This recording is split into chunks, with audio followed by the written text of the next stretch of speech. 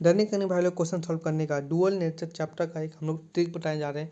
JEE mains में से कुछ क्वेश्चंस भी आए हैं।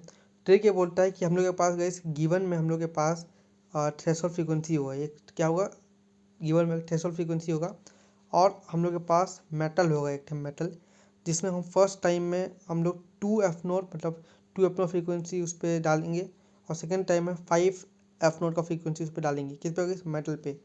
मेटल पे हम लोग क्या करेंगे, एक बार 2F0 का और एक बार 5F0 का फ्रीक्वेंसी को डालेंगे, ठीक है ना। तो इससे होगा ये कि जो 2F0 का फ्रीक्वेंसी होगा उस समय उसका मैक्सिमम वेलोसिटी V1 होगा, और जब हम लोग 5F0 का फ्रीक्वेंसी उसमें डालेंगे तो मैक्सिमम वेलोसिटी V2 होगा, ठीक है ना। और लास्ट में पूछता है कि V1/V2 का क्या बताओ, रेशियो बताओ। तो एक फॉर्मूला आपको पता होना चाहिए।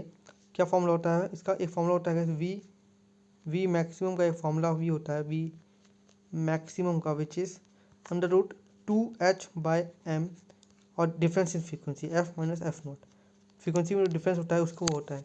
तो इससे हम लोग को ये पता चल गया कि जो v है वो डायरेक्टली प्रोपोर्शनल है किसके guys, √of change difference in frequency के डिफरेंस में। तो इसलिए मैंने क्या किया, यहाँ पर क्या किया है, लिख लिया है। जैसे ये v है डायरेक्टली प्रोपोर्शनल है डिफरेंस ऑफ फ्रीक्वेंसी, और V1/V2 को हम लोग लिख सकते हैं √2 - 1 अपॉन √5 - 1।